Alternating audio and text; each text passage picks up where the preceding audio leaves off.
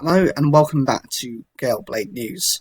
In today's news, the American launch company that flies its rockets out of New Zealand has lost its latest mission.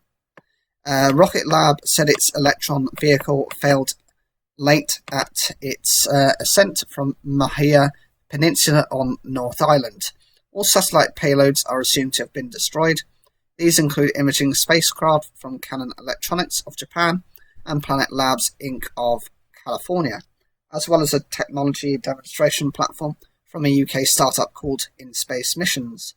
Rocket Lab CEO Peter Beck apologised to his customers. "I am incredibly sorry that we failed to deliver our customers' satellites today. Rest assured we will find the issue, correct it and be back on the pad soon," he said on Twitter. Rocket Lab has made everyone in the space sector sit up since it debuted its electronic vehicle in 2017. It's at the head of a wave of new outfits that want to operate compact rockets to service the emerging market for small satellites. Saturday's liftoff from New Zealand was the Electron's 13th outing to date. All prior launches had been a complete success, bar the very first, which failed to reach its intended orbit. What went wrong this time is unclear.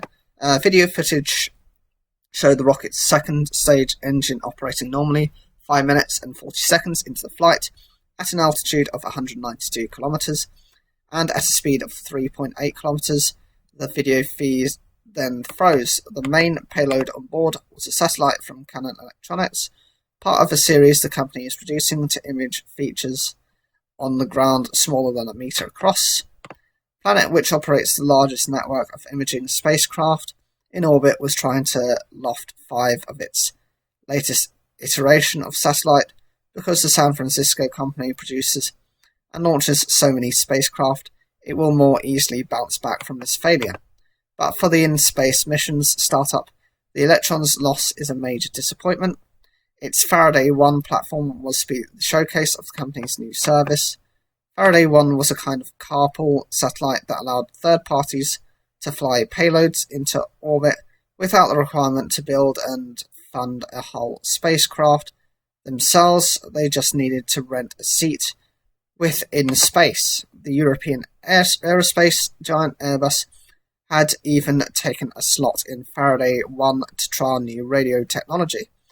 Called Prometheus, this equipment was to have conducted a radio frequency survey, scanning the globe for distress beacons and the activities of military radars.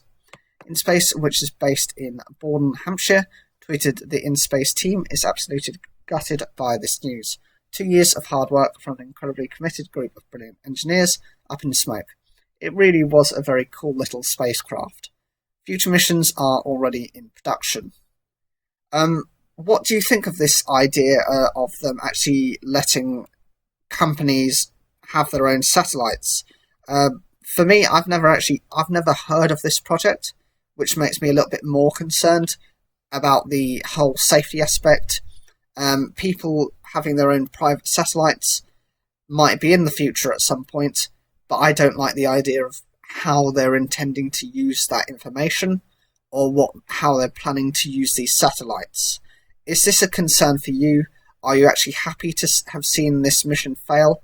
Or do you think this is just how progress ends up having to be? If we don't do it first, maybe one of the other countries, such as South Korea, might do it before us, and then people will have access to that technology either way. Whatever you think, leave comments down below, like the video if you enjoyed it, and don't forget to subscribe.